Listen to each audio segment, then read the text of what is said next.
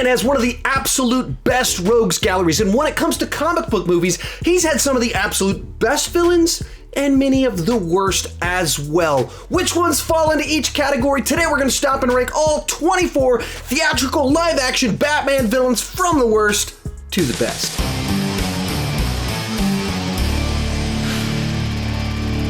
Hi, my name is Sean, and I love to talk about movies and TV way too much. With that in mind, go ahead and join me down below in the comments section. Share your ranking of the Batman theatrical live-action villains. My list isn't the right list, it's just my list, and I would love to see yours. When it comes to villain rankings, basically I try to do it based off the characterization, how memorable they are. Is it a good adaptation of the character where it feels faithful to comics, or they do something new and interesting, or is it just a total disaster? How compelling is the threat that they pose for our lead character, and how interesting is the relationship with Batman himself? And let's get started. Coming in last place is Bane from Batman and Robin. In many ways, Bane was the definitive Batman villain in the comics in the 90s because he is the character that was able to use his brain and his brawn to break the bat. Therefore, they decided to put him in Batman and Robin and utterly wasted the character and made him just seem like a joke.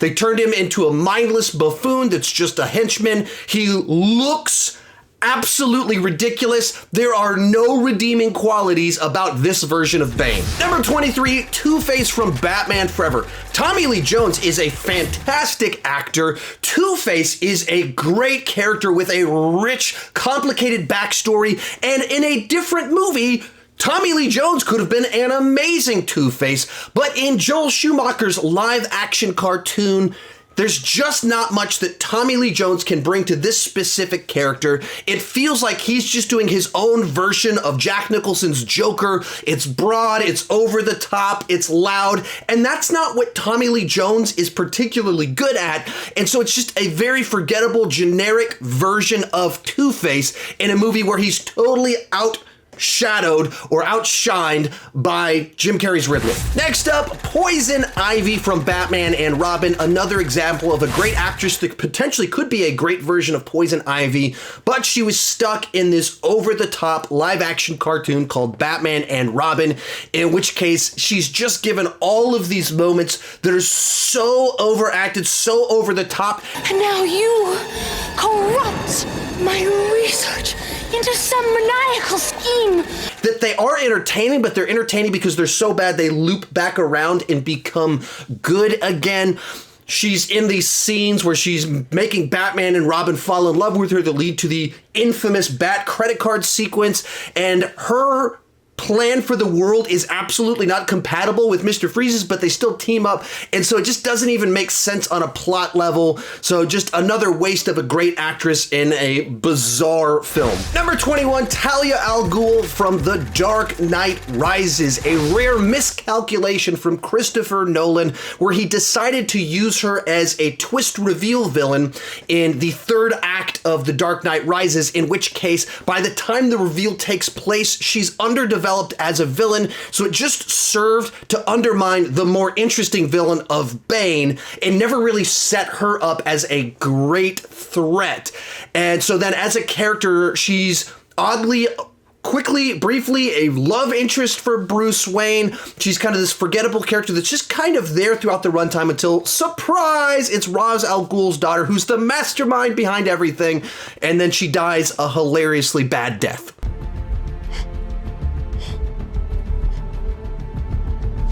Number 20, The Riddler, Batman Forever, a classic example of Hollywood casting the big up-and-comer into an iconic role, and instead of the actor turning into the character turns into the actor, which means that the Riddler looks a lot more like Ace Ventura than he does his comic book counterpart. Sucking up your IQ, vacuuming the cortex, feeding off your brain. It has all the frantic, manic energy that Jim Carrey was famous for, that he was so good at in so many movies from the 90s that I love. It just doesn't fit the Riddler. It just feels like they went, man, he's popular, let's put him in the movie and let him do his thing. And It made people buy tickets for the movie, but I don't think it made for a great version of the Riddler, and I don't like the arc that they give his character, his motivation for turning into a villain. I need an answer now. I think I deserve it.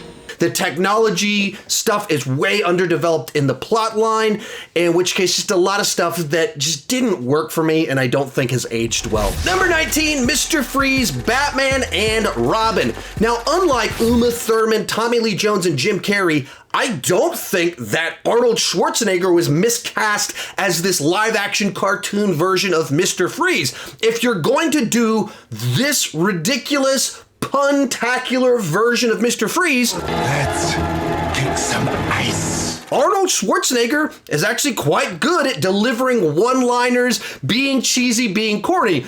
He was the right actor to play this version of the character.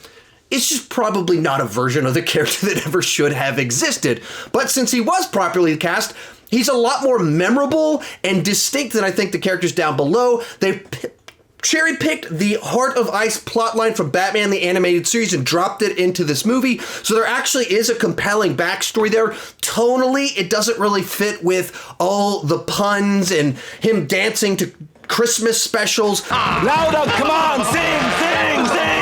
But it is an interesting, compelling story that tied into the plot line. So I find him to be a better villain inside of these Joel Schumacher live-action cartoons, while obviously still not being a great villain in general. Next up, Doomsday, Batman v Superman. Now, granted, Doomsday in this film is just a big hulking monster designed to have a big boss fight at the end of the film, but I think this version of the character delivers on having a big, epic boss fight at the end of this film. Obviously, Doomsday is much more aligned with Superman as a villain, as it's the character that in the comics and in this movie killed Superman, but you do get Batman actively involved in this fight sequence where he's dodging blasts, and you see just how agile this very big hulking Batman can be as he's using his bat grappling gun to avoid laser blasts in shots that look like they're straight ripped out of the comics, something that Zack Snyder's very good at doing. And so Doomsday's not a deep villain, not a in-depth, compelling villain, but one that properly served this sequence in the film and fit into the plot line that was being told across the trilogy of Zack Snyder films. Then we have Lex Luthor from Batman v Superman. Obviously, Lex Luthor is primarily a Superman villain, but in this film, Lex Luthor is doing a series of things to push Batman over the edge in order to trick Batman into going to war with Superman, in which case he is very clearly an antagonist towards Batman in this film. And this is a frustrating one because there's a bunch of things about this characterization that I think are right. The basic idea of what he's trying to do and trying to manipulate the system on all these different fronts with this master plan where he's messing around with technology, getting villains or heroes to fight against each other, all of that feels like a very interesting, compelling Lex Luthor. And then they just added in all of these weird Jesse Eisenberg isms that just don't feel like Lex Luthor should be doing, where he's pushing Jolly Ranchers into someone's mouth.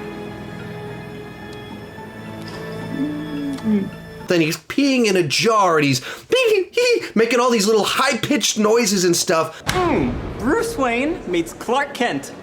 I love it. I love bringing people together. That I don't know where they were going with it. I just don't think it was the right direction to go. And so I don't think he's as bad as some people make him out to be, but he's not nearly as good as he should be. Number 16, Falcone from Batman Begins. Now, he's certainly a third-tier villain in this film, but he's also pivotal to the plotline as he's integrated all throughout Bruce Wayne's journey, where you see him as this person that is so responsible for what Gotham has begun that leads to what both Bruce Wayne is doing as Batman, as well as what Ras Al Ghul is doing with his master plan to blow up the city. And with the way the movie's structured, essentially the first two acts of the film are all about trying to take him down. And once Bruce Wayne assumes the Batman role and takes out Falcone, I'm Batman. That's when the movie has to transition into essentially set up another conflict with Ras Al Ghul trying to blow up the city, but he's a pivotal piece to it. Not a ton of complex, he's just kind of gangster guy, but that doesn't mean he's not interesting in the way that he relates to our lead character. Number 15, Max Shrek from Batman Returns, another forgotten third villain from a film, but he's responsible for so much of what takes place in this film. He's manipulating Penguin and partnering with him. He's the person that pushes Selena Kyle out the window, leading to her turn into Catwoman. You know, for a second there, you really frightened me. And all throughout it, he's manipulative and conniving. He's pretty one note. There's not a lot explaining his motivation, but as kind of this greedy, evil businessman that's just out for power at any cost, Christopher Walken does a great job at playing that type of role and can make what might be a one-note villain pop more than he probably should. And this movie and this role was my introduction to Christopher Walken. Number 14, Steppenwolf from Zack Snyder's Justice League. One of the characters most improved by Zack Snyder's Justice League because he listened to the fans. We complained that there weren't enough pokey things on his armor, and Zack Snyder fixed it for his version of the film. But seriously, this is an example of a character who in Justice League, they just stripped away any nuance, anything that would give us some sense of why the character was doing what he was doing, in which case in that version, he just kept saying mother, mother, mother, which was kind of creepy rather than compelling. And Zack Snyder instead made him this tragic dictator of sorts who is desperately trying to earn back the approval of Darkseid by conquering worlds and discovering something for him. And while we're not rooting for him, we want him to lose, we think he's despicable, there is something about someone yearning for the approval of someone else that makes him compelling and interesting at the same time. Then we have the Batman 66 Rogues Gallery, and I decided to kind of clump them all together because they all have the same villain scheme, they all give off the same energy, and they don't have specific character arcs in the film, so they function as a group together, and they served the film that they were making. Obviously, it was a different time, a different type of Batman. It was campy, it was silly, and so were they. All of them were high energy, energetic. It fit the film that they were making. They could be funny, they could be silly, and they just all played into it, whether it's Catwoman as Mitz Kitka, or Penguin as Commodore Smitlap, or Joker just all being all out with his thing. If this is your kind of thing, they do it really well. I grew up on the TV show, I grew up watching this movie, so I have a lot of fun with it. Not the most in-depth, not the most compelling, but fit the film that they were making. Number 12, Scarecrow from the Dark Knight Trilogy. Now, what I love about this version of the character is that he wasn't the front and center main villain in any of these films, but he appeared in all three of them, making it clear that Gotham is this city populated by villains, and if they don't get arrested, they can come back, and even after they get arrested, they can still haunt Gotham, and you see that illustrated through this character. Of course, the performance is a lot of fun. He's here. Who? The Batman. But not overdone, and fits into this more grounded version of Gotham, and so not like a top tier villain, but a great use of a mid-tier villain. Number 11, Catwoman, The Dark Knight Rises. Now, this is one of the most complicated ones for me because sometimes she's an ally, sometimes she's an outright villain, sometimes she's an anti-hero, and then she ends the film as Bruce Wayne's love interest where they go off to have their happy ending. And some of it's great, some of it is a really nice usage of a character inside of a plot line to make them complicated and interesting. You don't owe these people anymore. And other stuff just seems really lazy. When she's being used as someone that is desperate and thus makes some choices that both commit a crime against Bruce Wayne and betray Batman, there's some interesting details with what happens with all of that, and then they give her just enough of a redemptive arc where she's not an outright villain, she just did some villainous things when she was desperate. Did they kill him? I'm not sure. All of that stuff is interesting and a nice usage, but the motivation behind all of it is that she's trying to get this clean slate. technology that just feels like a really lazy plot gimmick, and then having her set up as Bruce Wayne's happy ending at the end of the film doesn't feel like that was set up at all in the film, especially when he's off hooking up with Talia Al Ghul in the middle of the film. Seems like they were setting up different things and didn't know exactly what they were doing, so... My mother warned me about getting into cars with strange men. This isn't a car. A lot of stuff I enjoyed here, some stuff that just felt lazy. Seems like we needed more time with her, and had we had it, she could have been a top tier character. Kicking off our 10, Falcone from The Batman, the crime lord that's behind everything taking place inside of the Batman, the person who's been manipulating things behind the scenes, trying to get leverage over whoever he can, and just might be behind the Wayne murders. John Turturro just has a great screen presence, so he gets under your skin just by trying to be charming and sweet talk people. He's manipulative, he's conniving. You know, he's not like a front and center flashy kind of villain that kind of gets you into that top tier, but he's a great addition to this Gotham to just make it feel like it has this rich history where everyone kind of has ties to the person that's manipulating everything, and he's that guy. Number 9, Penguin Batman Returns. This is very much a Tim Burtonized version of Penguin that turns him into an actual Penguin man and characterizes him as this isolated weirdo, in certain senses just trying to be accepted by the people around him, and when they don't accept him, he rebels against them in a vicious, hateful way. Danny DeVito is absolutely pitch perfect as this version of the character. He has all sorts of memorable, iconic moments. There's also a bunch of stuff about it that is just a little bit too Tim Burtonized or a little bit too silly. In particular, in the part where he takes control of the Batmobile and he's sitting in like a little kiddie amusement car ride, driving it around.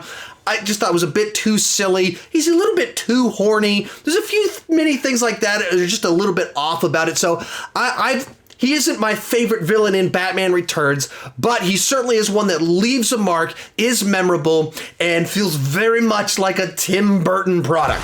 Next up, Two-Face The Dark Knight, and I've always felt like this is the forgotten gem in The Dark Knight. Everybody talks about Heath Ledger's Joker. Heath Ledger's the one that won the Oscar. But then that key piece in there is Two-Face, and I think it's a shame that we didn't get more of this version of the character. Now, I understand they needed to do what they did with Two-Face to set up the final monologue in the film, as well as where they wanted to take the character leading into The Dark Knight Rises.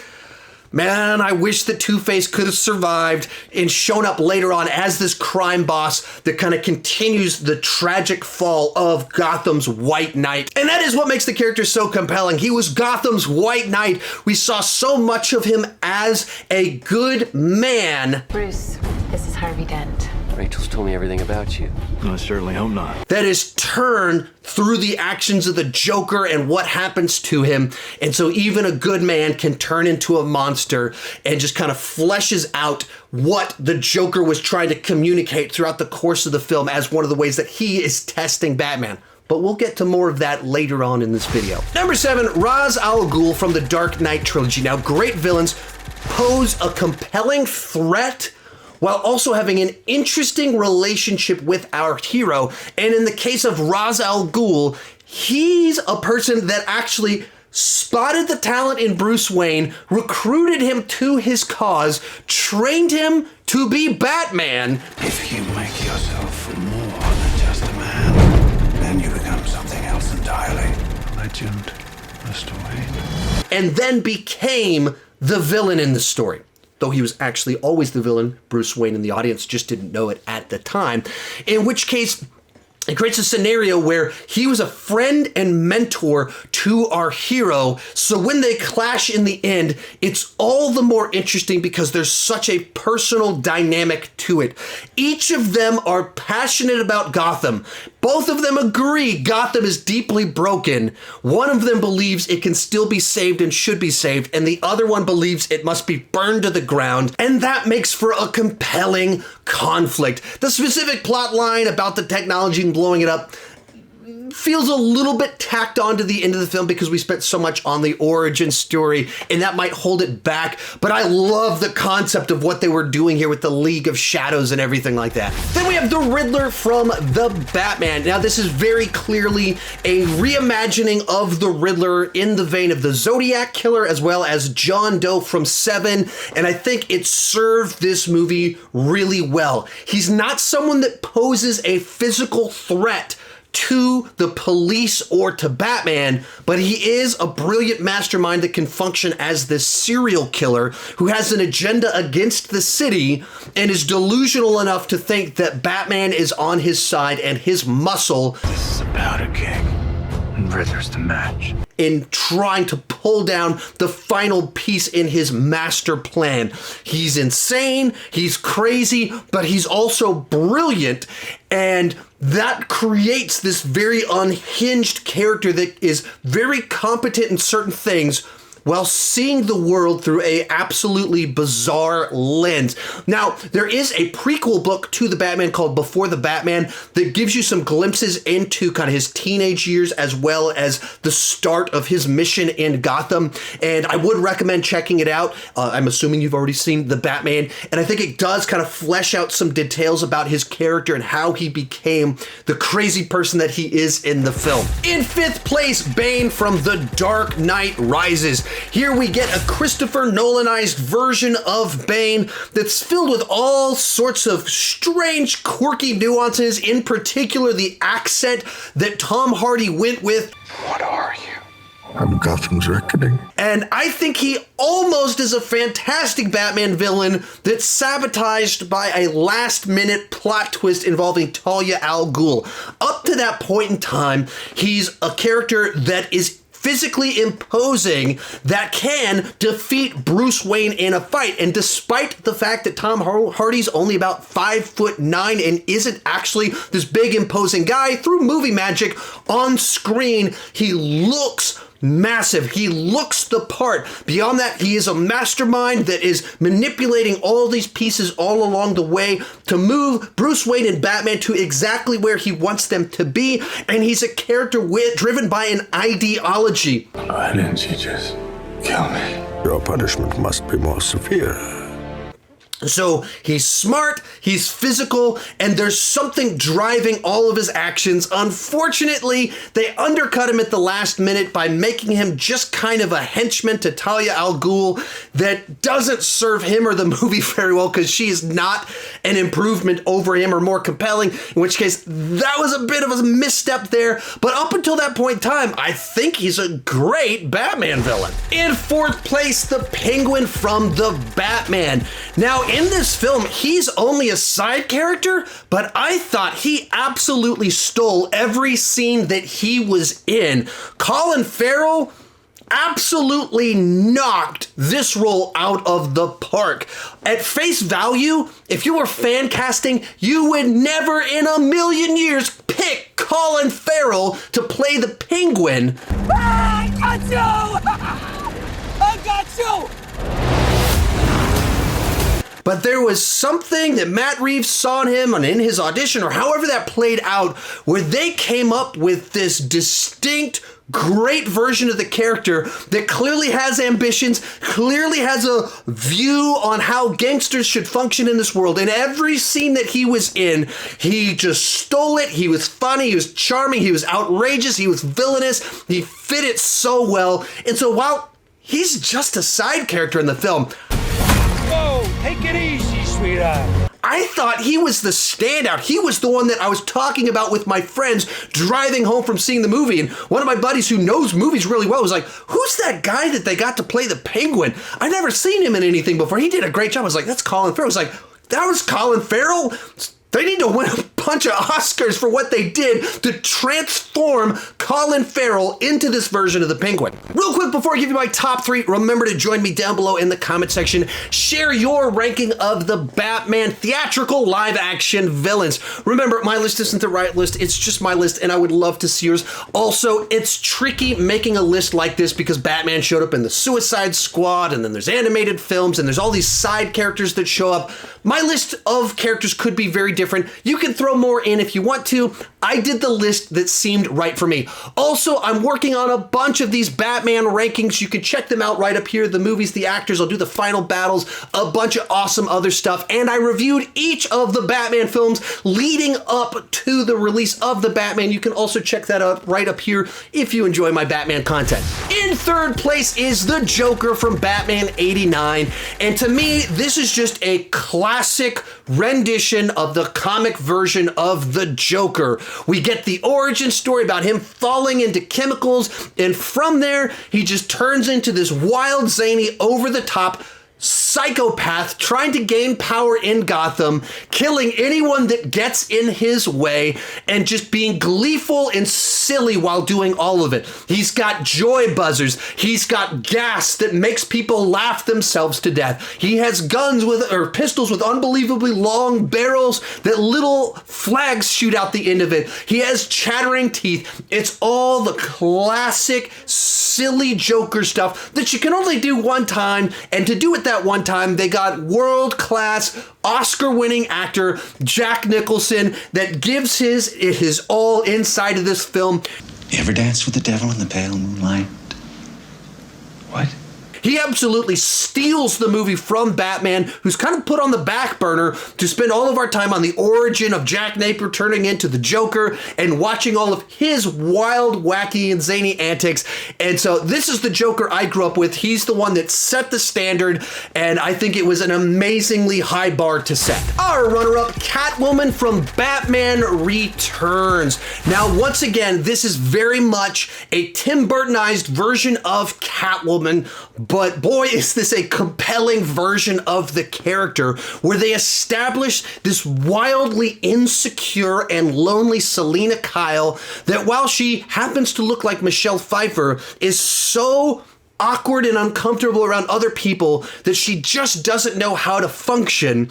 And through the tragedy of being killed and brought back to life by cats, finds this disturbing confidence as Catwoman and is reborn as this tragic villain that she didn't set out to be a crazy person out for revenge. That's what life turned her into, and in finding the confidence she didn't have before, turns into something she never wanted to be. All along the way, there's that strange attraction to Batman, the back and forth. There's also the parallel romance going on with Bruce Wayne, with the two different kind of levels going on that just, once again, that relationship with the hero is so important, where when you get to the end of the film, there's that opportunity for her to choose to not be the villain out for vengeance, and she chooses that instead and gives into the tragedy of it. Michelle Pfeiffer gives this role her absolutely everything that she has. You believe her as this gorgeous but insecure woman. It's gut-wrenching when she absolutely snaps, and she trained for months so she'd be able to crack a whip properly on screen. Anthony, the longest. He was a great teacher. And Michelle's 3 months of training really paid off. She performed this difficult and potentially dangerous scene perfectly on the very first take. This is one of the great on-screen villains. But coming in first place, the Joker from The Dark Knight, a performance that was so good that it won a posthumous Oscar for Heath Ledger. As we've said all along, a great villain has to pose a threat and have a compelling, interesting relationship to our hero. And in the case of this Joker, he ties back to our hero thematically. We ended Batman Begins with this idea of escalation, that if Batman shows up as this theatrical hero, that will lead to theatrical villains. I stick a razor in my mouth and do this to myself. And all the order that Batman's trying to bring leads to this counterbalance in the Joker, who's an agent of chaos. I'm an agent of chaos.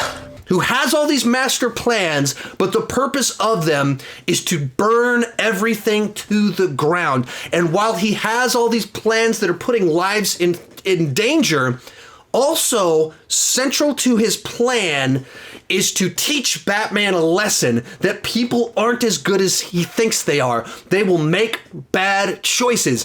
And when it came to the test with the prisoners and the bombs, the good guys won. But when it came to Two-Face, the other test that the Joker put out there, the villains won, in which case that led to the scenario where Batman had to be the Dark Knight and be perceived of as the villain at the end of this film.